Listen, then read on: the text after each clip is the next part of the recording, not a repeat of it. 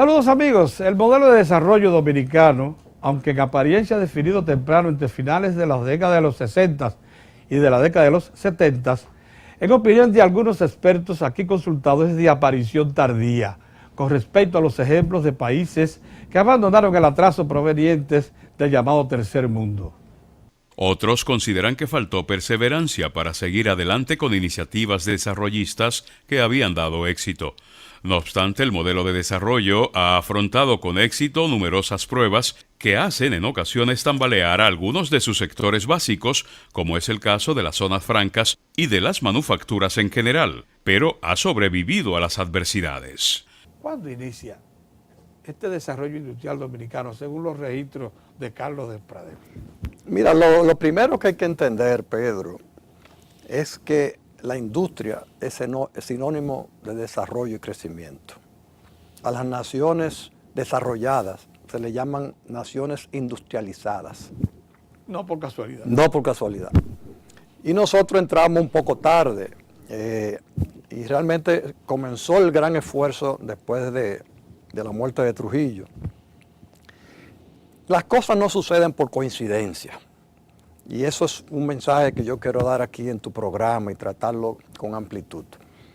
Si tú quieres desarrollar un sector, el Estado tiene que empeñarse y el sector privado tiene que empeñarse en el desarrollo de ese sector. Y fue lo que sucedió en el caso del sector industrial. Lo primero que se hizo en el Consejo de Estado fue crear el Ministerio de Industria y Comercio, que antes se llamaba Trabajo, Comercio, yo no recuerdo cuántas cosas. En el 62. Pero en el 62 también se crea la Corporación de Fomento Industrial, que si bien su función era administrar las industrias que eran de Trujillo, jugó un papel fundamental.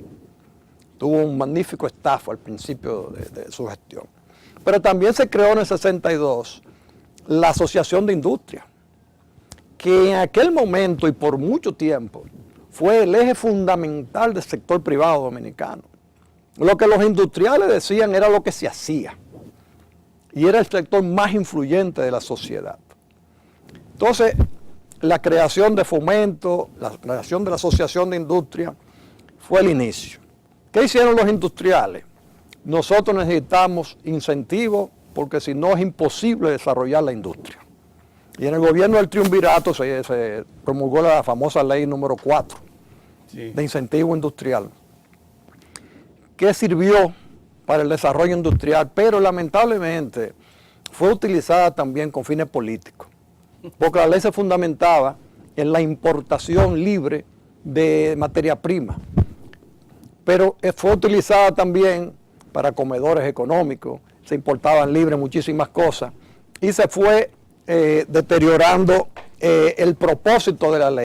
También hay quienes le atribuyen al modelo la afectación de la arritmia o falta de perseverancia en lo que se consideró bueno para el país en su momento, pero que luego se abandona. Si hubiese necesidad de hacer una crítica, y las críticas son buenas porque son constructivas, es que los dominicanos no hemos tenido la suficiente perseverancia para darnos cuenta de que dar énfasis a un sector nuevo que se entienda que tiene mayor potencial no tiene que ser en detrimento de los demás, porque el crecimiento es algo armónico. No puede crecer una parte, que crezca la cabeza de un ser humano sería muy desproporcionado, que crezcan los brazos, lo que sea. ¿Usted interpreta algún momento en el tiempo en que se hizo así? O sea, que se detuvo un sector para darle paso a uno nuevo. Yo creo que es parte de la evolución de la economía dominicana. Vamos a ver. Bueno, es parte de la evolución. El sector agropecuario en una época fue muy relevante, luego perdió importancia con respecto al sector emergente que era la industria. La industria a su vez perdió importancia con respecto al sector emergente que era el turismo. Y el turismo ha estado perdiendo relevancia en favor de sectores emergentes que son una incógnita. Son una incógnita en el sentido de que son sectores que tienen más que ver con la economía local que con la internacional.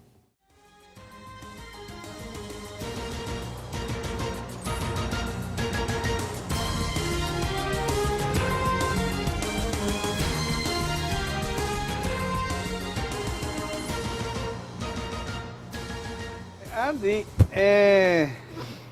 fue persona clave para poder lograr lo que en economía llaman los profesionales una desregulación del mercado interno y en sentido general de nuestra economía, porque contribuyó con el armamento ideológico cuando no lo existía, cuando no lo teníamos claro, para convencernos a todos de una apertura de la economía y de la conveniencia de esa acción, de cómo eso se iba a reflejar en calidad y precios. Sorprendente. Y de cómo también se iba a reflejar en una mejor gobernabilidad. Cosas que comprobamos con el tiempo, porque si él nos lo predicó, finalmente materializaron de esa manera. Bueno, Andy, ¿por qué crees que tomó tanto tiempo a nosotros los dominicanos? Que es verdad que tenemos mentalidad isleña y los insulares llegamos tarde siempre a los escenarios del pensamiento, de las ideas, etc. Pero ¿por qué nos tomó tanto tiempo a nosotros, como entrada a la década de los 90, para entender que la desregulación del mercado era necesaria? Mira, lo primero que uno tendría que decir, Pedro, es que el modelo de sustitución de importaciones que se estableció en República Dominicana fue establecido tarde aquí. O sea, si tú comparas con las experiencias del sudeste asiático que también ensayaron con ese esquema, ellos se nos adelantaron con la sustitución de importaciones entre 15 y 18 años. ¿Ah, sí? Sí, entonces ellos pudieron ver las limitaciones que tenía ese modelo de proteccionismo bastante intenso, y cuando ellos deciden comenzar a transitar de sustitución de importaciones a promoción de exportaciones, que era la otra opción que se tenía, en ese momento fue que nosotros, en 1968, empezábamos con la Ley 299 a montar ya de manera formal un esquema de protección basado en una serie de incentivos, barreras al comercio, altos aranceles. O sea, cuando ellos salían, nosotros entrábamos. Así es. Entonces, se fueron creando capitales en el país. No hay duda de que la Ley 299 permitió un proceso de acumulación de capital interesante en el país. Se fomentaron ciertos nichos en la industria, donde diferentes grupos empresariales comenzaron a controlar espacios importantes del mercado interno. Gracias a la barrera arancelaria y no arancelaria, ellos disfrutaron durante un buen tiempo de altos niveles de protección. Eso les permitió acumular, y esa situación de beneficios adquiridos, de intereses creados, hasta cierto punto fue convirtiéndose en una especie de barrera para que en un futuro se pudiesen hacer reformas, porque desmontar intereses en cualquier sociedad, hacer reformas que alteren el esquema de distribución de renta, obviamente que es un proceso doloroso, es un proceso que tiene costos, y la clase política en el país tradicionalmente ha sido muy cuidadosa en cómo administra ese proceso de distribución de costos derivado de reformas. O en algún momento muy dependiente.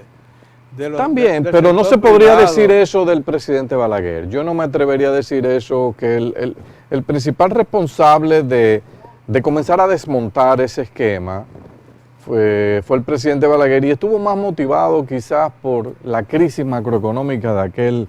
Entonces tú recuerdas 1988, 89, 90, los grandes déficits fiscales, la gran inflación, la caída de los ingresos fiscales. Y ante un momento de desesperación, el presidente Balaguer, escuchando propuestas, por ejemplo, que venían del PNUD, del Programa de las Naciones Unidas, que tenía un acuerdo con la Universidad de Harvard, que pudo aglutinar un equipo de expertos fiscales de categoría mundial. Recordarás también aquel griego Constantino Vaitsos que estuvo en el país, los tiempos de César Miquel. Y a partir de ahí se armó, a través del Secretariado Técnico de la Presidencia, estaba José Antonio Herrero, un economista cubano brillante que residía en República Dominicana y estaba trabajando en Ucamaima. Lograron armar todo un esquema de reforma que comenzó con el desmonte de los aranceles, en septiembre del año 90, con un decreto, ley del presidente Balaguer. Yo recuerdo que estaba en Palacio ese día que el presidente Balaguer anunció eso, que eso iba por decreto, y tenía un industrial a mi lado que me decía, pero Andy, no entendí, ¿cómo que esto entra el 15 en vigencia ahora, el 15 de septiembre? Pero eso tiene que ir al Congreso. Digo, no, es que él está diciendo que lo va a pasar por decreto. En el fondo ellos saben que si lo meten al Congreso, eso se va a dilatar mucho tiempo ahí y no pueden esperar. Entonces, de manera administrativa van a iniciar con la reforma y después esperarán la aprobación. Pero eso es inconstitucional. Digo, puede ser, pero ya es una decisión que tomó el Ejecutivo. Sería bueno que ustedes le digan a él que eso es inconstitucional. Y ahí mismo se acabó la discusión porque no le iban a tocar ese tema. Después de todo, el golpe no era tan dramático porque no olvides que aunque los aranceles eran muy altos, aduana antes del decreto calculaba los impuestos sobre la base del 1 por 1. Ah, sí, sí. Claro, entonces cuando se mete, cuando se mete la baja arancelaria, eso lo recuerda muy bien Kuki Giuliani, cuando se mete la baja arancelaria dramática, al mismo tiempo se metió en aduana la tasa de cambio del mercado libre para liquidar. No satisfizo a Giuliani, porque Giuliani, a Héctor, Sí. que esperaba una mejor repercusión. Bueno, pero las recaudaciones, tú recuerdas que volaron, o sea, Sí. el presidente Balaguer se sintió muy contento porque la reforma arancelaria, en vez de tumbarle las recaudaciones, se la aumentó, le ayudó a reducir el déficit fiscal. La inflación se dio. La inflación se En dio. esos momentos, yo creo que ya, no sé si estaba ya Toral en el Banco Central, no recuerdo, pero creo que sí.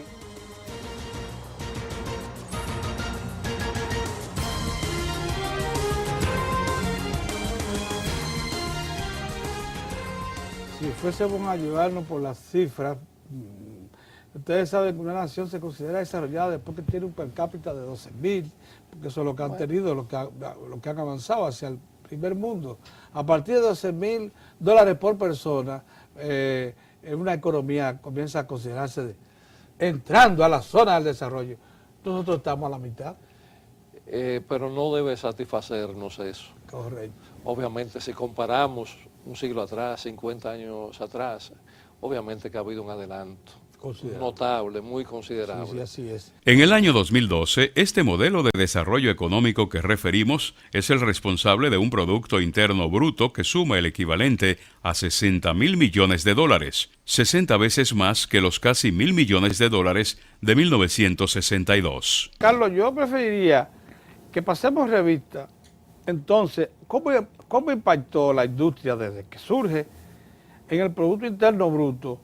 Porque antes de incorporar las zonas francas, porque por alguna razón se ha querido siempre mantener a zonas francas, porque tiene un tratamiento fiscal especial. Todos sabemos que las zonas francas no pagan ningún tipo de impuestos. Sí, pero es manufactura.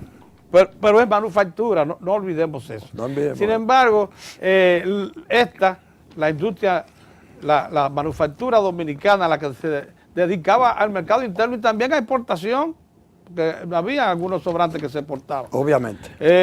Esa ha tenido una participación trascendente en lo que es nuestro Producto Interno Bruto de hoy. $60.000 millones comparado con los 970 y tantos que era a la muerte de Trujillo. Pero lo que hay que destacar, Pedro, y ojalá podamos en el programa ir más ampliamente sobre este tema del crecimiento, no solamente del sector industrial, sino de otros sectores, es que tan pronto se perdió esa iniciativa inicial, esos incentivos iniciales, esas facilidades iniciales que eran esenciales para que tú pudieras competir en República Dominicana con un producto procedente de Europa o de Estados Unidos. Si no se hubiera hecho eso que se hizo, olvídate de zona franca, aquí todo el mundo hubiera sido comerciante. Entonces, eso comenzó a partir, la participación de la industria comenzó a decaer. Yo te diría a finales de la década del 90, principio del 2000. Pero ese gráfico que usted tiene muestra, sin embargo, que hubo un momento, ¿en qué año es tan alto como esa participación? Eso es 98, 99. Cuando adquiere el 30 y tanto por ciento del Producto Interno Bruto, ¿en qué año es? O esos son el periodo 1970, 1985. De 70 al 85 tenía más de un 30%. No, y es porque es mi serie, pero también si tú lo echas un poco para atrás, en los años últimos de la década del 60 también. O sea que comenzó con fuerza, un sector que comenzó es inmediatamente. que le dieron todas las facilidades y el sector público y privado enfocó sus actividades en el sector industrial. Pero hay un punto de inflexión que es aquí, cuando comienza a bajar. En esa Pero línea roja. no es... ¿Qué año es ese? Ese es el 99, pero no es, Pedro, que la industria ha perdido su impulso. Lo que ha pasado es que la economía se ha hecho más grande, la hay más economía intervinientes. se ha concentrado en otras actividades. Pero lamentablemente esas otras actividades en los últimos 15 años no son generadores de riqueza primaria. Porque cuando tú desarrollas la telecomunicación es un sector de soporte de los sectores productivos. Cuando tú desarrollas el sector financiero es un sector de soporte de la actividad económica, el seguro, etc. Pero en los últimos, no sé, 13, 14, 15 años, lo que se ha puesto énfasis en la economía dominicana es el desarrollo de actividades que no son productivas primarias. No son los verdaderos motores del crecimiento. Como se ve en este cuadro, solo en los años de fuertes crisis de suministro interno, combinados con decrecimiento de la economía nacional, hubo superávit de la cuenta corriente de la balanza comercial. Si se fueran a cumplir las premoniciones de los principales gremios empresariales del país, la economía nacional y, por tanto, el actual modelo económico debió haber colapsado hace décadas. Con ello queda demostrado que nuestra economía crece, aunque acumule un déficit en las cuentas comerciales, lo que se explica por la fuerte dependencia de la economía internacional. A eso es que refiere la Asociación de Industria cuando dice que de 500.000 empleos que tenía la manufactura en el 2000, ha perdido a la fecha 100.000. Solo le quedan 400.000. El sector manufacturero ha demostrado fortaleza. Porque la gente decía, no, esa industria va a desaparecer desde que le quitan los incentivos. Sobrevivió. Algunas desaparecieron, pero nosotros hemos podido enfrentar los acuerdos de libre comercio con Estados Unidos. Ya los productos norteamericanos compiten libremente con los nuestros. Hemos podido competir con los productos europeos. Nosotros hemos podido competir con los acuerdos de la OMC que liberaliza el comercio a nivel mundial. Somos la única nación de habla hispana, esto hay que decirlo cada vez que sea necesario, que forma parte de los dos grandes mercados abiertos que hay, el mercado de los Estados Unidos y el mercado europeo, la única de habla hispana. Que te da una serie ¿cómo se llama esto? Facilidades para tú exportar, de retos, pero también te crea una competencia terrible en tu propio mercado. Sí. Y el sector industrial, aun cuando ya se han eliminado, todo se cerró el FIDE, se quitó el encaje legal, ya no hay aquella tasa cambiaria que favorecía a las materias primas. Aún eliminado todo eso, ahí tú tienes varias industrias del país que compiten exitosamente. Es verdad, en calidad y precios. En calidad y precios. Eso no hubiese sido posible si no se hubieran dado los incentivos iniciales. Ese es el mensaje que yo quiero transmitir. Que la gente le ha cogido con que los industriales se favorecieron con regímenes especiales. Era absolutamente necesario.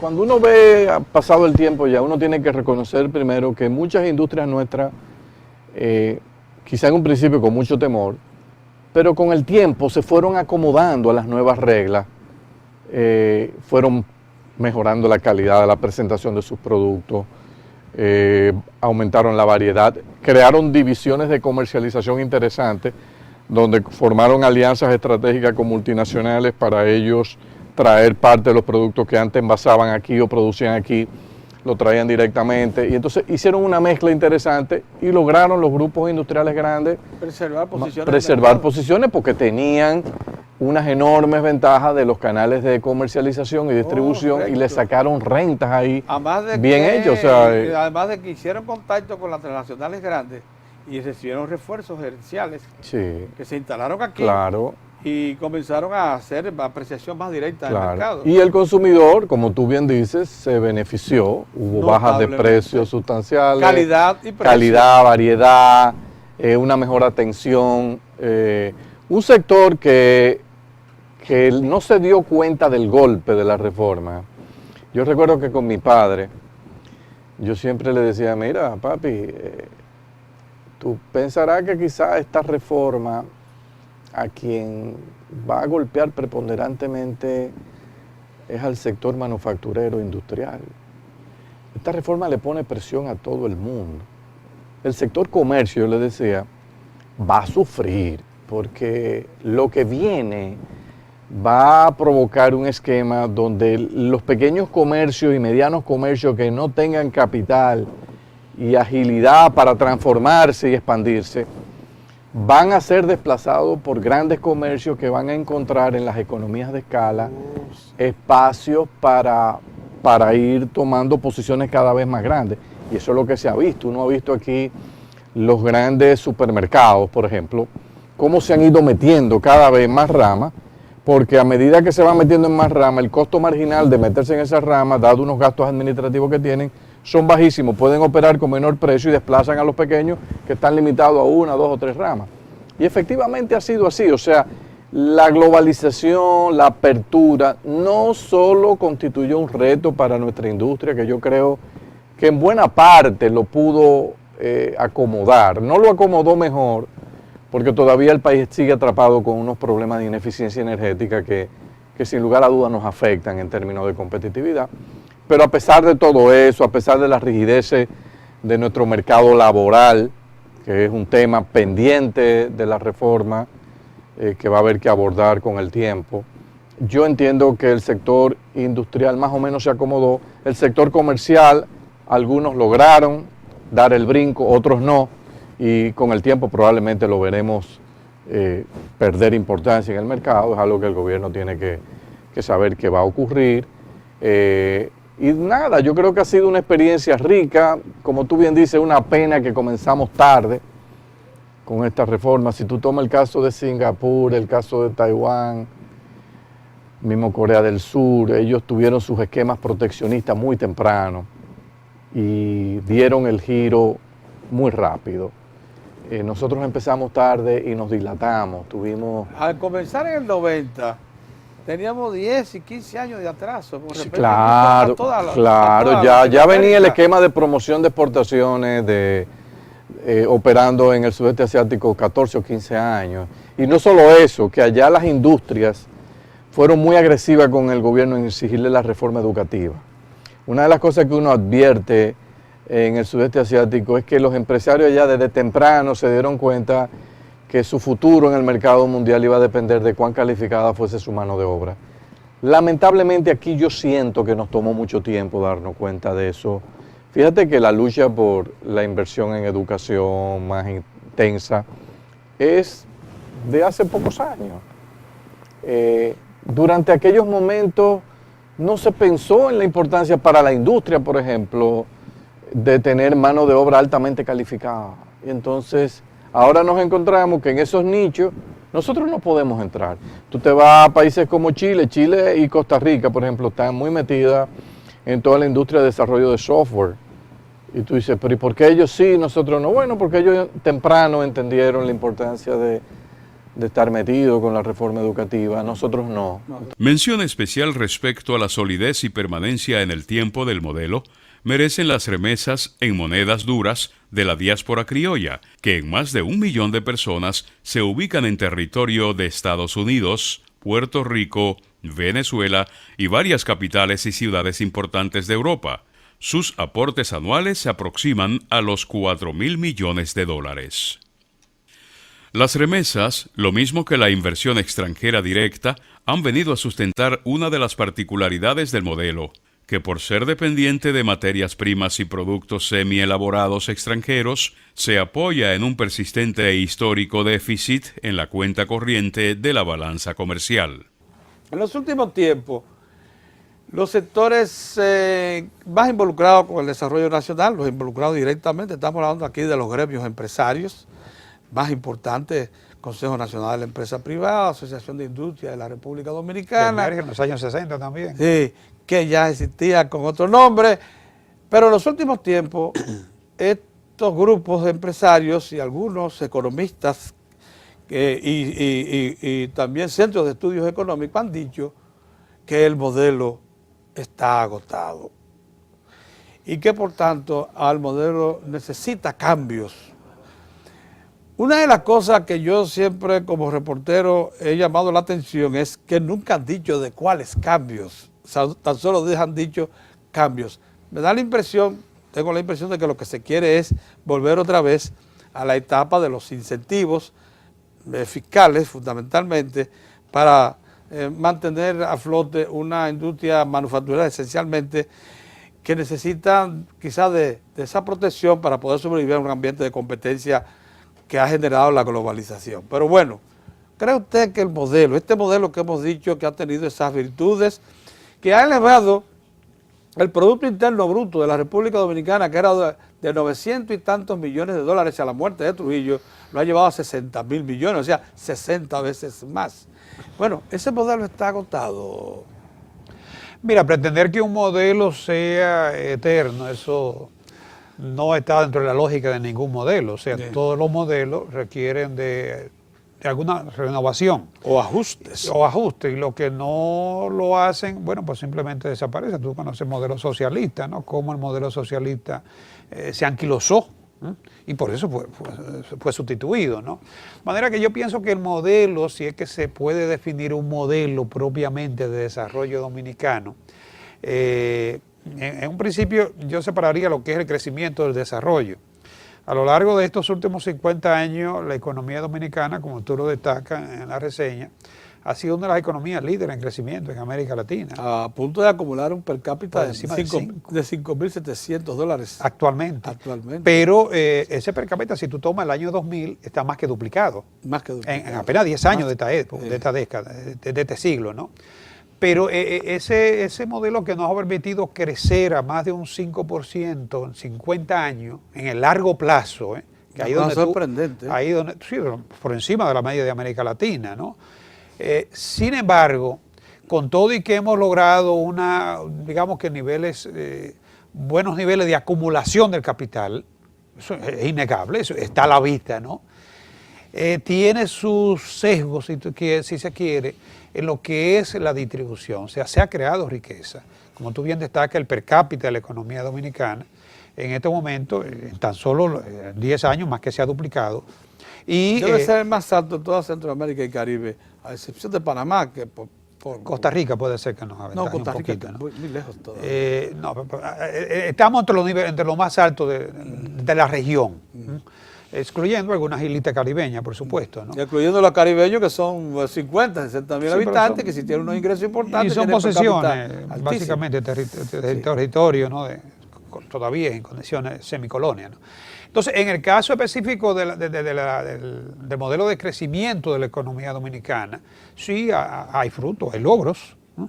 Basados, como tú bien destacas, en esos grandes sectores de la economía. Esos son los sectores, de una u otra forma, con alguna que otro matice, con algunos que otros cambios. El sector azucarero, lógicamente, no es lo que fue en los años, lo que todavía era en los años 60 y aún en la década del 70, que yo te diría, ese sector, esa base económica tradicional fue la que sustentó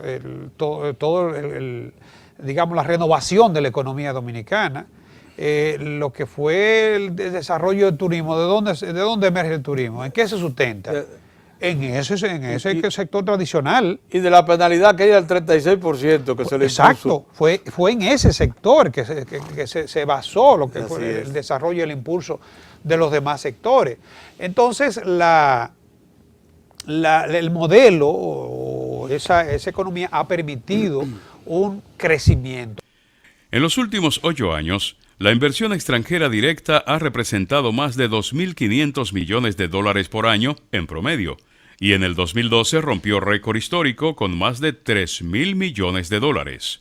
En esta primera década del siglo XXI, cuando los conceptos neoliberales entran en quiebra y la globalización expone todas las debilidades del capitalismo hipertrofiado, cuando un modelo concebido y desarrollado por dominicanos, aprovechando puntuales asesorías de organismos multilaterales, logra implantarse y tener éxito. Pero aquí se ha desarrollado no el área que conviene al país, sino el área que ha sido rentable para que el sector privado pueda invertir, y de ahí entonces el gobierno se ha convertido en un sostén de esa iniciativa privada. Miren, planteado, ese es el diagnóstico que hemos hecho. O sea, es indiscutible que se concentró la mayor parte del desarrollo manufacturero principalmente en la capital. Pero uno ve también, en cierto modo, que Santiago y sus gestores tradicionales han perdido terreno. Sí. Te lo quiero decir con claridad. Sí, así es. Por ejemplo, la familia León Jiménez transa buena parte de sus inversiones con el capital extranjero. Así es. Tanto en cigarrillos como en cervezas. La familia Brugal, vamos a ubicarlo entonces en el Cibao, transa su tremenda empresa también con extranjeros. La Ucamaima, antiguo Camaima, que ahora es Pucamaima, fue tan previsora que se preparó para que en la década gloriosa, yo la llamo la década gloriosa de los 70, que es cuando maduran las políticas públicas que se diseñan en el segundo lustro de los 60. La Ucamaima fundó la Facultad de Ingeniería de Minas. Sí. Y por tanto es la principal suministradora de Falcon Bridge Dominicana y de Rosario Dominicana, dos grandes desarrollos que fueron emblemáticos de la economía dominicana de la década de los 70 y los 80. Pero luego la cierra, en el momento en que precisamente la minería toma un segundo aire. O sea, parecería también que quienes estuvieron diseñando en gran medida lo que era la planificación de desarrollo cibaeño, como que perdieron la ofensiva y han cedido terreno. Mira, el padre del desarrollo del Cibao es don Víctor Espaillat Mera. Sí. Que fue el hombre... Revisor. Sí, y que puso en el mapa nacional a Santiago. Desgraciadamente, y esto es una crítica a mi ciudad, a mi región, que la defiendo con uña y diente, y por eso ni siquiera he venido a vivirme a la capital, me he quedado en Santiago y allá voy a morir cuando tenga que morir. Pero las generaciones futuras, las generaciones después de esos viejos, no han sabido continuar con esa política. Y de pronto surgió una nueva gestión económica de personas sin abolengo en el Cibao y que no venían de las familias tradicionales empresariales. Pero igualmente exitosas. Correcto, correcto. No, y son ahora las que han llevado en sus hombros el desarrollo y el impulso que ha tenido Santiago y el Cibao en estos momentos. Pero a las familias tradicionales de los Espaillat Mera, de los Cabral, de los Tavares, fueron sustituidos por los García, una familia que venía de pobre, por los Estrella, de una familia pobre, por los Capellán, de una familia pobre, de Clase, de una familia pobre, pero hoy son la cabeza visible de el desarrollo que está teniendo Santiago y digamos, la vinculación que tiene, no solamente ya el sector industrial, sino en todos los sectores, los servicios y hasta en la comunicación. Pero, por ejemplo, ese sector de Zona Franca, que fue muy golpeado hace, digamos, unos 7 u 8 años atrás, hoy ha sido un momento de recuperación. Está en un segundo aire. ¿Quiénes lo han dado? Lo han dado precisamente ellos. ¿Los que confiaron? Los que confiaron, pero con un impulso, y esto también hay que decirlo, del gobierno del presidente Fernández. Sí, así es. En un momento en que el sector Estado. Estaba completamente caído, en el suelo. Sí. Sin embargo, no supieron utilizar esa ayuda del gobierno del presidente Fernández. Y hubo algunos que utilizaron eso para beneficio particular y para resolver otros problemas. Afortunadamente... Muchos no han devuelto siquiera el dinero prestado. Así es. Entonces fue una burla a una buena intención del presidente Fernández. Pero yo creo que la zona franca, con este segundo aire que están teniendo, pueden salir. Pero quiero decirte algo. O sea que se puede recuperar terreno perdido. Sí, pero déjame decirte algo.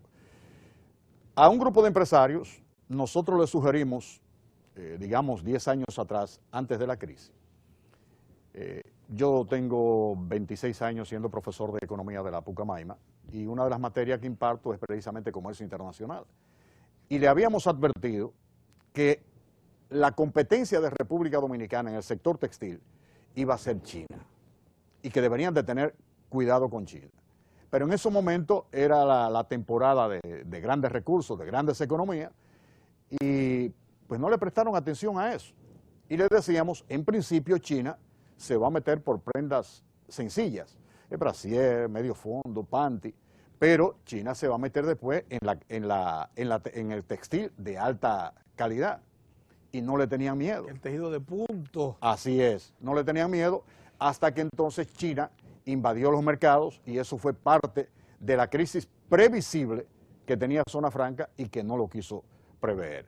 Ahora, en base a esos problemas, han entendido y personas como Fernando Capellán, que además ha sido presidente de Adozona, creo que van en la línea correcta de recuperar parte de ese mercado por una cuestión sencilla, Pedro. Lo que tenemos o que debemos de tener presente son las ventajas comparativas. Y la ventaja comparativa lo que te dicen es qué tú puedes producir que otros no produzcan. O qué tú puedes producir que produzca mejor que los demás. O que pueda entregar más rápido. Así es. O que corresponda más a la expectativa del mercado, que ya no almacena tanto como antes. Así es. Sino que lo que ofrece son productos de temporada, con diseños específicos. Así, ya hay prácticamente cero almacenaje. Entonces cuando tú dices, bueno, si vamos a ventajas comparativas, yo no puedo producir lo que yo crea, ni lo que yo quiera, es lo que me está diciendo el mercado. Así. Las distintas etapas que recorre el modelo, los verdaderos enclaves en los cuales se sustenta, lo mismo que la demostrada capacidad que muestran sectores básicos para compensar a los otros que entran en crisis, serán motivo de atención de las entregas que haremos en los próximos días.